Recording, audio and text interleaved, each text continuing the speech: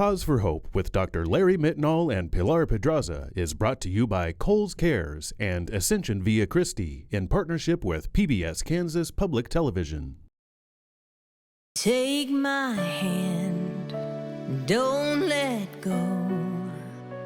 Look in my eyes and in my soul. Hold me close, hold me near. Please let go of all your fear. I'm not going anywhere.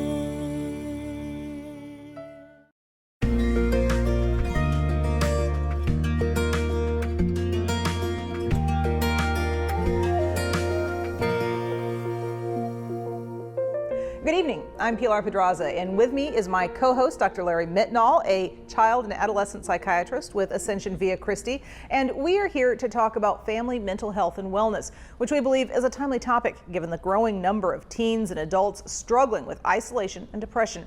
Too many of us are not aware help is available, and all too often friends and family fail to pick up on nonverbal cues that someone they care about needs help. If they do recognize the signs, they may not know how they can positively impact the situation.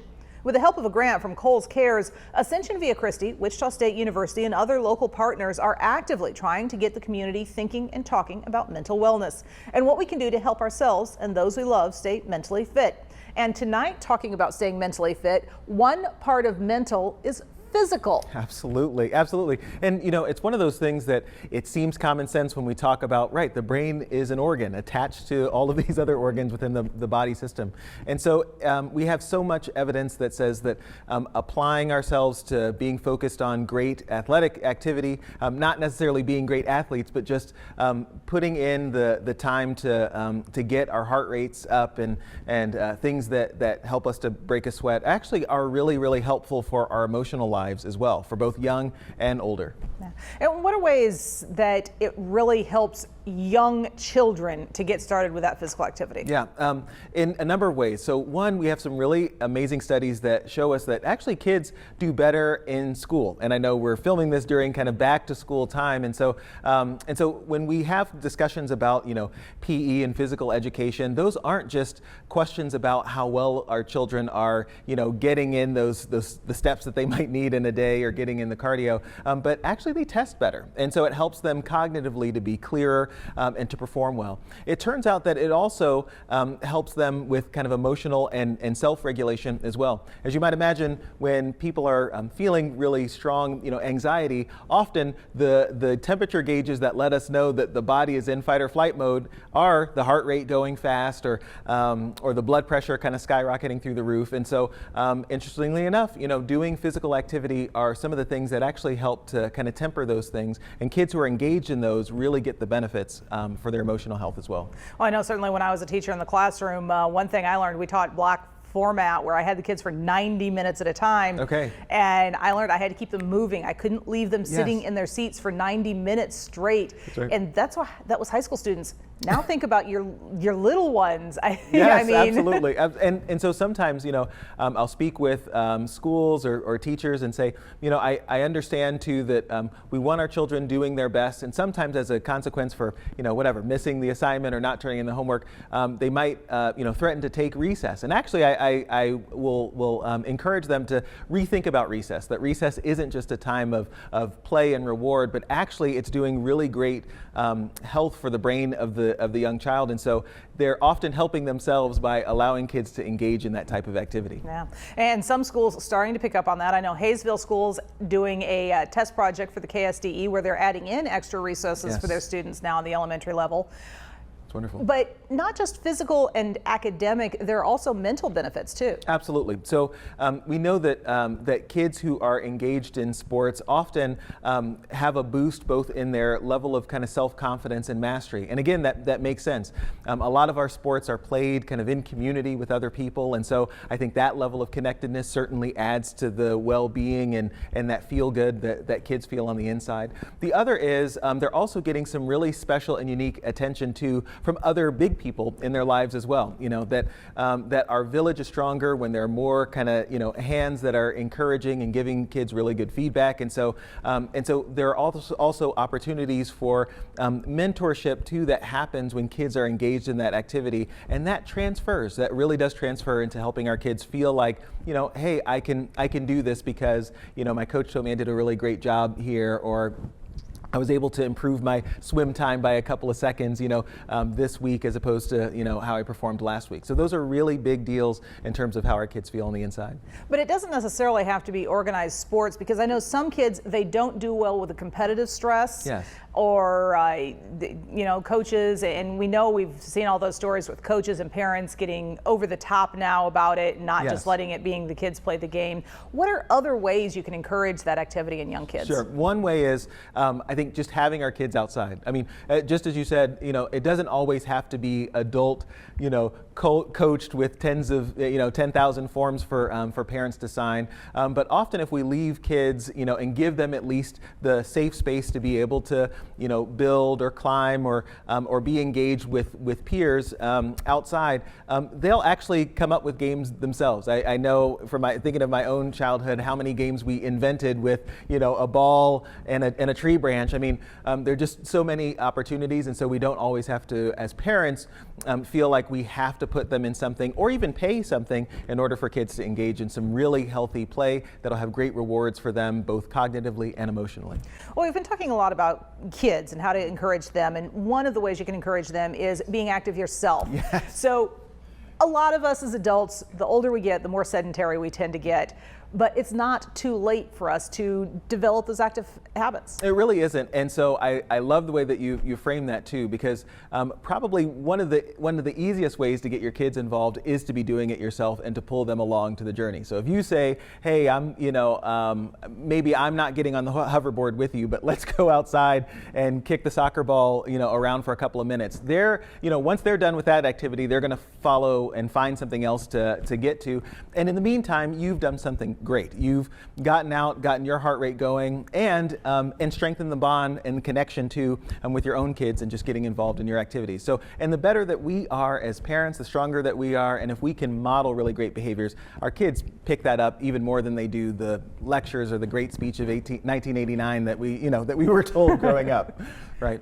And you spoke with a woman who literally took this idea and ran with it. Yes, I had the privilege of speaking with Christy, the executive director of Girls on the Run, our local chapter, who really shared some insights and really great stories about how she saw this mission and what she's been doing in the lives of girls and families throughout our city. So I think now would be a great time to kind of take a look at what she said. All right. So today I have the privilege of having a great conversation with Christy, who is going to tell us about Girls on the Run, a pretty fantastic and phenomenal program. So I'm really grateful that you're here and that you've carved out time for us to talk. Absolutely. I love to be able to spread the great information that we have about this wonderful program in our area. Awesome. So maybe the way to begin, Christy, could you tell us just a little bit about your story, actually, and what led you to start this really great mission? Yes, absolutely. So first off, I was a very shy, probably quiet young lady as I was going through my elementary and middle school. I know a lot of people who know me now probably are like, lies, all lies, but that's not true. I very much so was very quiet. Okay. I think a lot of girls just lacking that self-confidence, and I was never athletic. If you would tell me when I was in the third grade that I would be in charge of a running program for young girls, I would have laughed because I couldn't run from here to the mailbox without complaining about something hurting. So not athletic at all. The thought of PE sent me into anxiety. Really? It was awful. I hated everything about sports. And then as I've grown up, as I was growing up, I went to college. I got my degree in social work. Really loved helping people.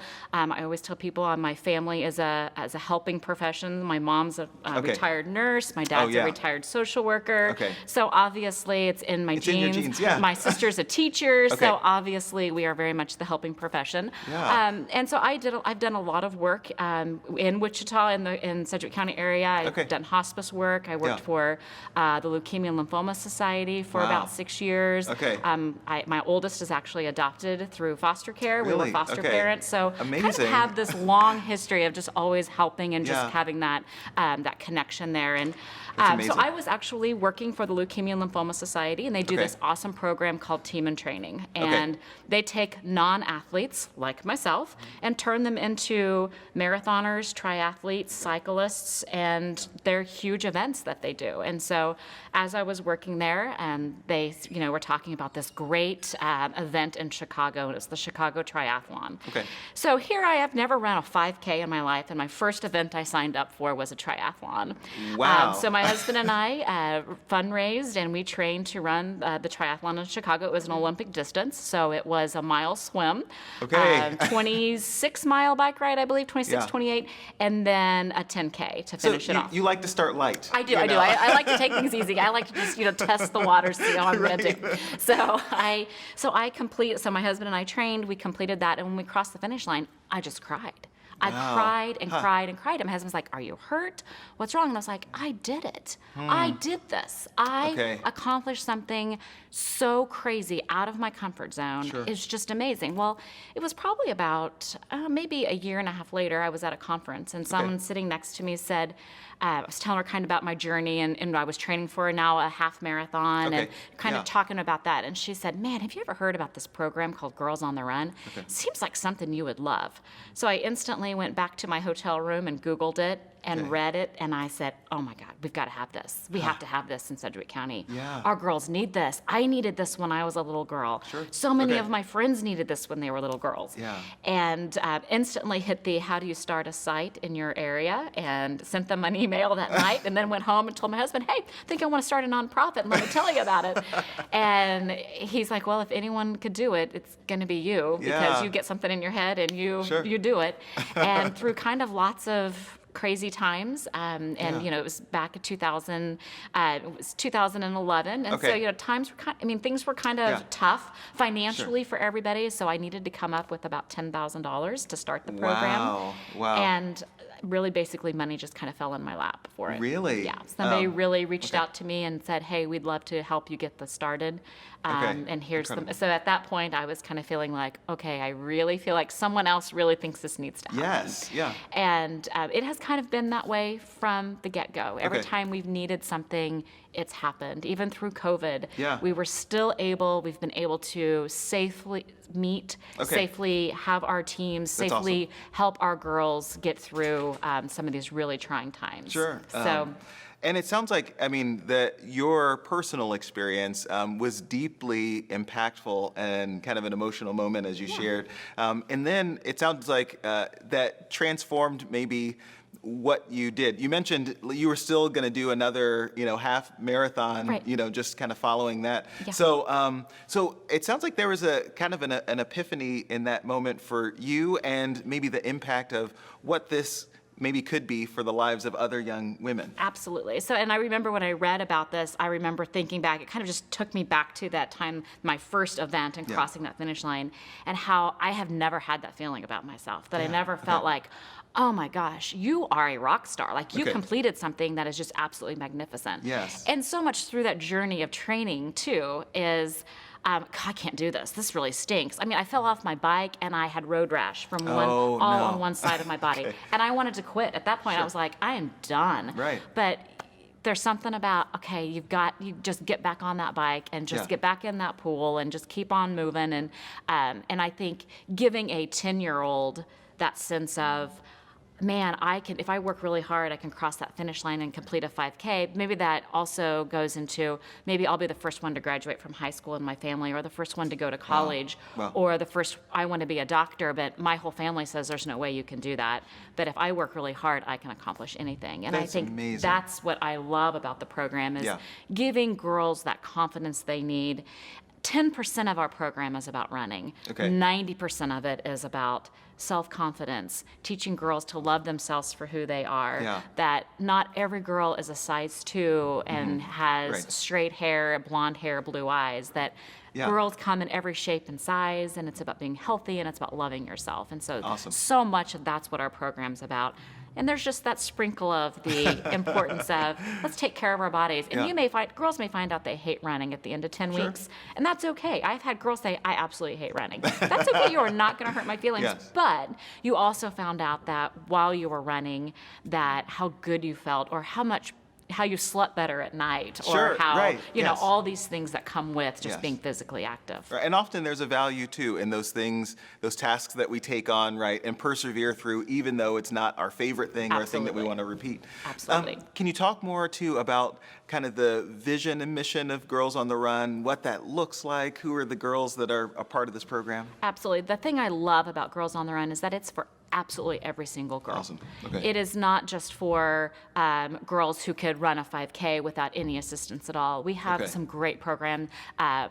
We have great connections in our community. We have a team at Heartspring, Okay. and it is absolutely amazing. Yeah. Are they 3rd through 5th graders? No, they're actually older girls, and they do the program. And they have Heartspring has said they have reached out to us and have said the amazing things that have happened. I actually had a parent reach out to me and said, "Man, I realized I was the one holding my daughter back all these years. Like she's capable of doing so much more Wow. than what I thought she would be capable for, because I think there's no way she can run a 5K," and she did. And so I think that's the thing that I love about the program, is that it's for everybody. Sure. We have programs that are, you know, what we would consider higher end private schools, Yeah. and we have some that are, you know, low income who Okay. really need the program. But the great thing is that all of our girls need the program. Okay. I have so many parents who will say, "Oh, my daughter, she has plenty of confidence. She doesn't need any more." I'm like, that's okay. That's okay, because every girl struggles with this. And I think That's that's right. the thing that every parent needs to be aware That's of, right, is yeah. that every girl struggles with it. It wasn't until I was in my, probably 30s that I realized the popular girls in high school, they didn't think they were popular, and they No. thought there were things wrong with them too. It right. wasn't until later on you realize, Yeah. God, everybody feels that Yeah. way, not just me. So I love that our mission is about Okay. that we want to serve every girl, and we want to empower them to be joyful, to be happy, to be confident, Okay. and also to be good members of our community. That's big. So part of our 10-week program, the girls as a team design and implement a community service project. Really? And so they Okay. find something that they're passionate about, and they give back to the community. I see. I always tell people the 2 favorites are other kids and dogs and cats. Dogs and kittens, they they get all the love. They do. So, but it's so great that some of the ideas they come up with, Yeah. and we've had bake sales, we've had, Okay. they've made chew toys for the Humane Society, and so Beautiful. just a ton of opportunities. Yeah. And it's working together as a team, and it's coming together. The coaches have to sit back, which can be kind of hard for coaches, Yeah. especially like me, who's like, "Oh, no, let's not do it this way." Right. That just sit back and let them do what they want to do for somebody else. Yes. And so that's part of the confidence building, Absolutely, right? Allowing them to get absolutely. in and make some decisions and Yep, absolutely. and watch that Most unfold. definitely. And being those natural born leaders, and that importance of working together as a team. And one thing that I do feel is beautiful about our program is just how at the beginning you can take a group of girls that maybe don't know each other very well. Sure. And at the end of the season, they wait for each other to make sure everybody gets safely across the finish line. That's They awesome. cheer each other on. Okay. We create that environment Sure. of that we are a team, we're going to support each other, we're going to work together. Got it. So it kind of pushes against that, not that can't have its place of the rugged individualism, but it sounds like there's a very strong community ethos that like we hold each other up Yes, as part of the absolutely, program. Yeah. absolutely. And I think that's so important too at this age, because so many times it is about tearing somebody else down because Okay, right.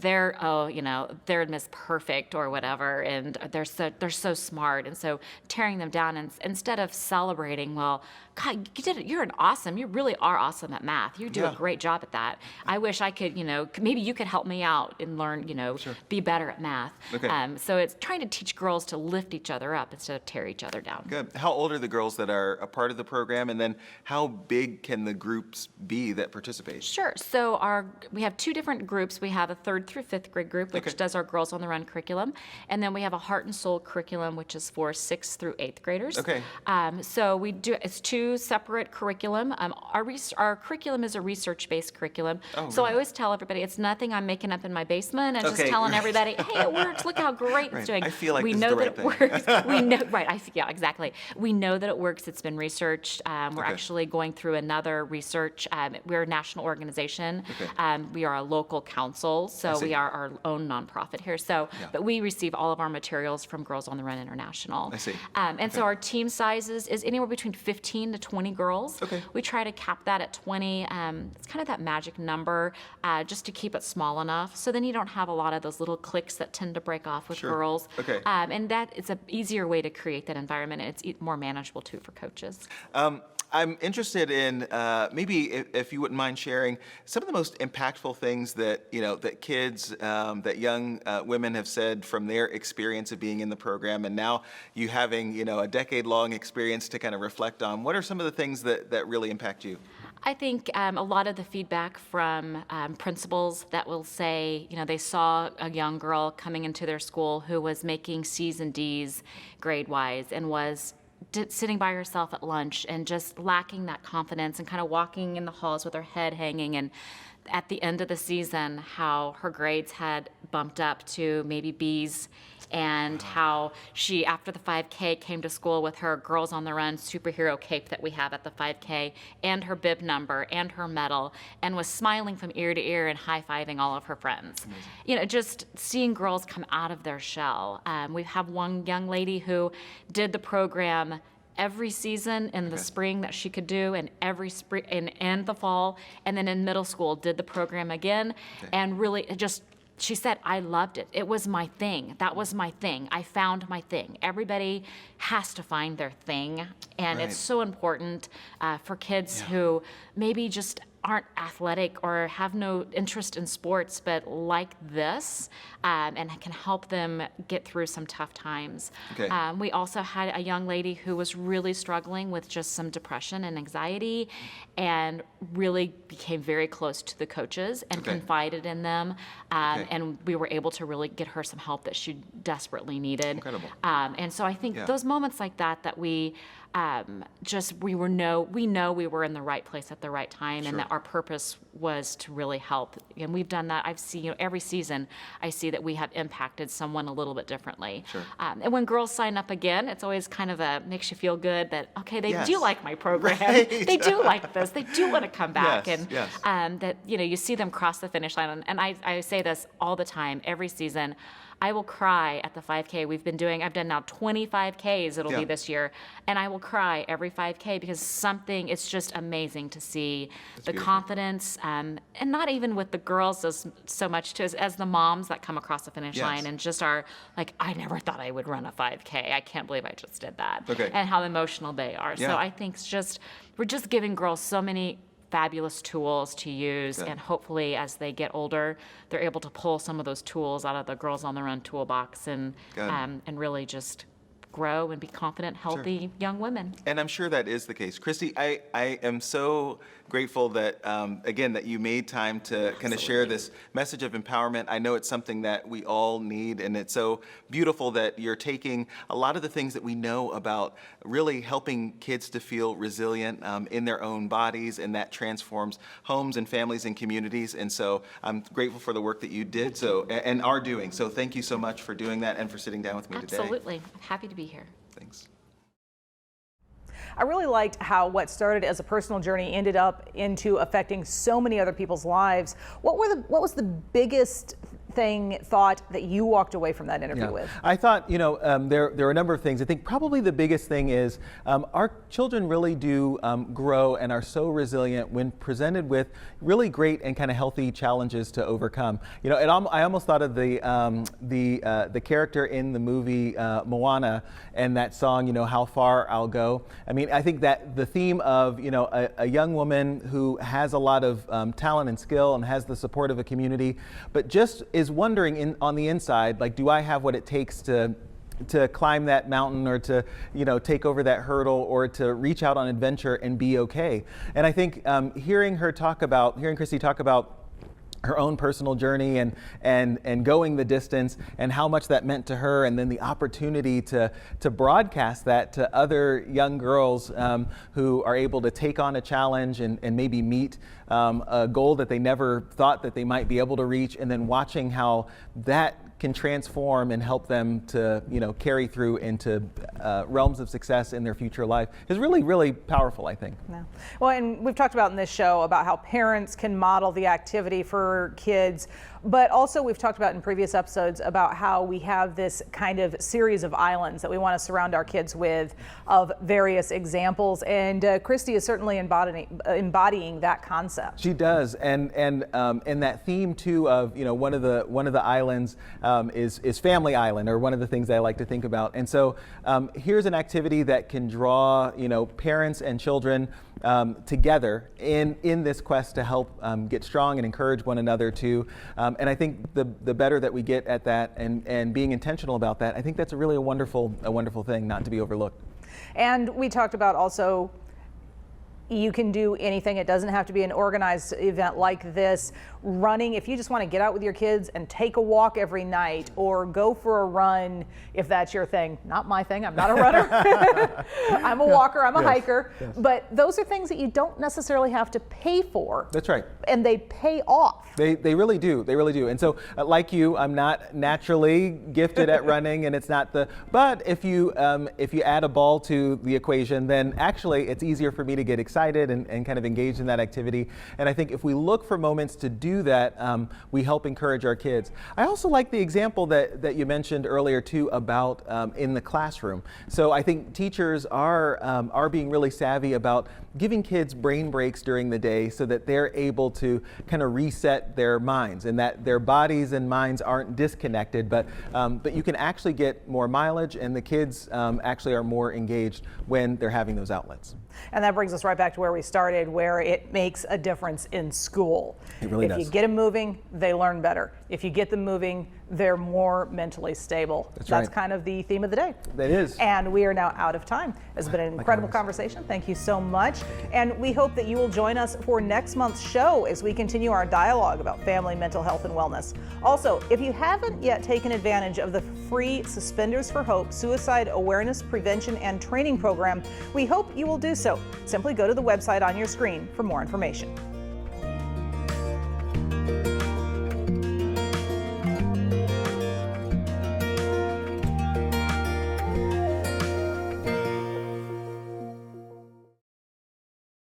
Take my hand, don't let go. Look in my eyes and in my soul. Hold me close, hold me near. Please let go of all your fear. I'm not going anywhere. This program was made possible by Kohl's Cares Cause Merchandise Program, supporting the health of families nationwide, including local hospital partnerships like this one with Ascension via Christy. More information at kohls.com/cares.